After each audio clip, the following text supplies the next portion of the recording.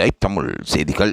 சிறுவன் திவினேஷ் பாடும் பொழுது அந்த பாடலின் பொருள் புரிவதாக பலரும் கூறுகின்றார்கள் என்று திவினேஷுக்கும் தான் என்ன பாடலை பாடுகின்றேன், அதில் இருக்கின்ற பொருள் என்ன என்பதை அறியாமல் அவன் பாடுகின்றான். அடுத்த புஷ்டியான பாடலுக்கு சொந்தக்காரனாக இசை அமைப்பாளர் MSBயும் அதே குரலில் பாடி மற்றவர்களை அசத்தக்கூடிய குரல் வளத்தில் பிரபல்யமிக்கவருமாக டிஎம்எஸ் அவர்களும் இன்று பழைய பாடலுக்கு சொந்தக்காரனாக இருக்கின்றார்கள். கவிவரியில் நயம் படைத்து அந்த நயத்தின் ஊடாக வசனங்கள் அமைத்து திரையுலகுக்கு மட்டுமன்றி ரசிகர் உலகத்துக்கும் பாடலை கொடுத்த கண்ணதாசனின் பாடல்களை பாடுவதென்றால் அது இலகுவான காரியமல்ல.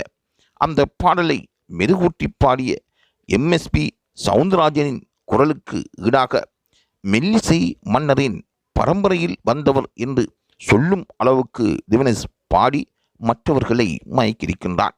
அந்த குரலுக்கு சொந்தக்காரன் திவினேஷ் இன்று MSB இசையில் பாடுவதைப் போல் சவுந்தரராஜன் குரலில் அவன் பாடலை கேட்கும் பொழுது சொந்த குரலுக்கு சொந்தக்காரனா இவன் என்று பலரும் ஆச்சரியப்படுகின்றார்கள். அந்த அளவுக்கு திவினேஷின் பேரும் புகழும் பிரபல்யமிக்கதாக மாறியிருக்கின்றது.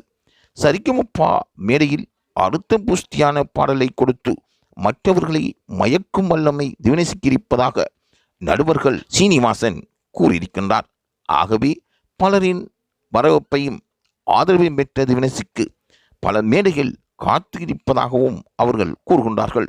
எதிர்காலத்தில் சிறந்த பாடகனாக வர லைவ் தமிழ் செய்திகளும் அவரை வாழ்த்துகின்றது.